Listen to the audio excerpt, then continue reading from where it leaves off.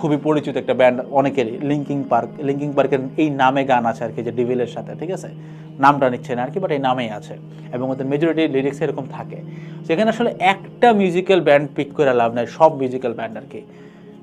এদের মধ্যে একটা খুব মেজরিটি এরকম আমরা একটা পাইছি যে স্যাটানিজমের একটা কিছু আছে, কানেকশন থাকতে পারে, ছোটোবেলায় দেখছি, এটা আপনি দেখছেন, আমিও দেখছি, এই পর্যন্ত ঠিকঠাক।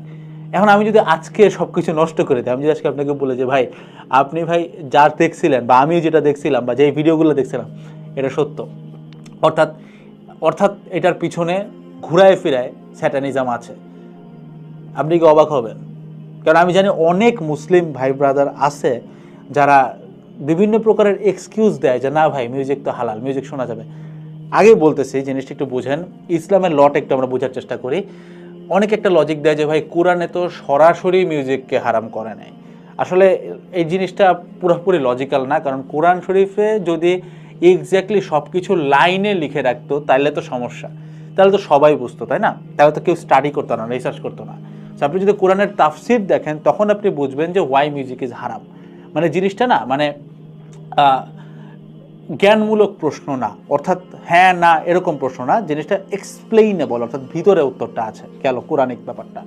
আপনি যদি হাদিতে আসেন, অনেক পাওয়ারফুল হাদিতে ডিরেক্ট বলা আছে যে লাইক রাসূল সাল্লাল্লাহু আলাইহি সাল্লাম বলছেন যে তার উম্মার মধ্যে একটা সময় এরকম মানুষ আসবে যারা অ্যাডাল্টারি মিউজিক্যাল জিনিসপত্র এগুলাকে হালাল বলা শুরু করবে, তারা বলবে যেগুলো হালাল।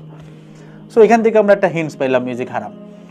আবার তিরমিজির মতো এত অথেন্টিক হাদিস সোর্সে এরকম লেখা আছে যে আপনি আপনার খুব ভালো একটা মুহূর্তে, অর্থাৎ যেই মুহূর্তটা আপনার কাছে মনে হচ্ছে যে আল্লাহর কাছে শুকরিয়া করতে পারেন, এইরকম মুহূর্তে আপনি চাইলে আপনার আনন্দটাকেও উদযাপন করতে পারেন, বাট ওই ক্ষেত্রে যেই মিউজিক্যাল ইনস্ট্রুমেন্টটা আপনি ইউজ করতে পারেন সেইটা হবে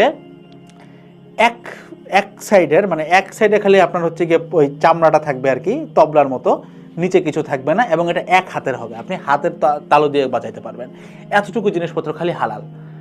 এর বাদে আপনি যত প্রকারের মিউজিক্যাল ইনস্ট্রুমেন্ট দেখেন সব কিছু হারাম। তবে হ্যাঁ, নাশিদ থেকে শুরু করে অনেক কিছু আছে যেগুলো আপনার এন্টারটেনমেন্টের মাধ্যম হইতে পারে, এগুলো অবশ্যই হালাল।